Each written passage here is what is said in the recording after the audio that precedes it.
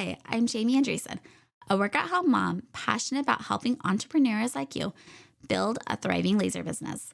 Whether you're just starting out, looking to grow, or ready to scale your business, this podcast is for you. We'll dive deep into the world of lasers and other machine crafting equipment, cover topics like business strategies, mindset shifts, customer experience, and creative inspiration. I'll share my own experience navigating business with young kids, building a successful shop. Get ready to learn, grow, and have some fun. Welcome to Party with a Laser. Hi, and welcome to episode number 15 of Party with a Laser. I'm so glad you're here. So, in this episode, I'm sharing the 10 things you must consider before buying a UV printer. I own one. I use one most days. I love what I can do, but I'm also here to keep it real. This is a really big investment for most people, and it's not for everyone. Let's get into it. The first thing is, what are you going to make? Before anything else, what's the plan? UV printers are incredible, but they aren't a one-size-fits-all. Do you want to print flat items like ornaments or keychains, maybe tumblers, acrylic signs? If you don't have a clear vision of the products you want to create, take a step back and figure that out first. The printer you choose should match the work that you want to do. I have the Mamaki UJF 6042 MK2E, and I bought it because I really wanted to up my ornament game. I was tired of hand painting all of my ornaments, and I wanted to increase my production flow, so I got the printer to be able to help me that. But you need to figure out what you want to make first so you can make sure that you can get the correct machine for yourself. Do you need a flatbed UV printer, or do you need something that would allow you to place it on a curve where you might need a roll-to-roll UV printer? But the first step you need to do is figure out what you're going to make. Second is, do you already have a customer base? This one's big. A UV printer won't magically make you sales. If you don't already have a steady flow of customers, or at least a warm audience, it's going to be a lot harder to make that investment back. If you're still building your brand and experiment with the product ideas, a UV printer might be step number 10, not step number 2 in your business. So it's really important that you already have a customer base before you get started. Number 3 is, how will this fit into your production workflow? Does this printer make your process easier or more complicated? Will it allow you to prep blanks in bulk? Can you use it during your busiest season without slowing down? You got to think about how it will actually fit into your day-to-day. For me, I use the printer as the very last step. I cut everything with the laser first, I get everything prepped, and then as the very last step, I will UV print the design onto my ornaments. But you need to have a plan of how it's going to fit into your workflow. Next is the size and workspace requirements. UV printers are not small. You're going to need space to have it fit, not just for the printer, but for the ink and all of your new blanks that you might have to go along with the UV printer. And here's something that most people don't tell you. It needs to be kept in a clean, dust-free environment. Dust can clog your nozzles and mess with your prints, so this printer cannot be stored in your garage like your laser might be able to.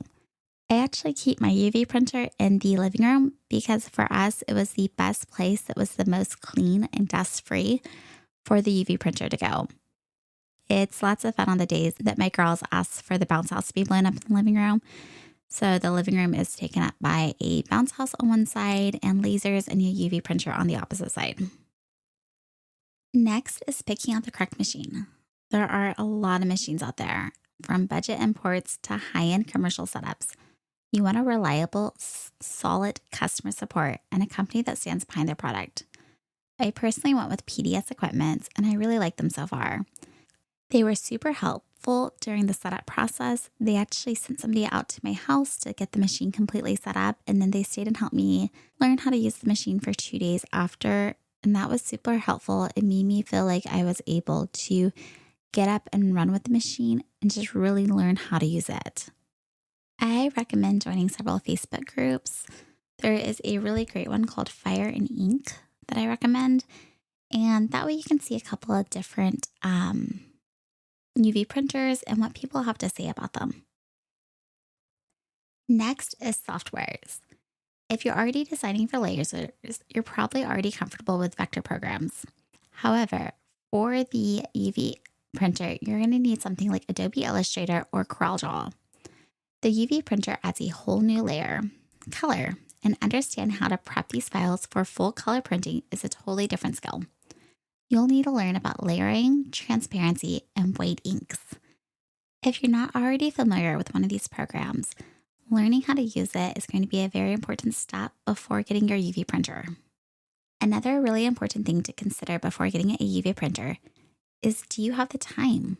These machines have a learning curve, and you need to make sure that you have the correct amount of time to learn these machines. They're not as plug and play and go as the situation is I originally thought. The UV printers have a steep learning curve between the software, materials, print settings, and color collaboration.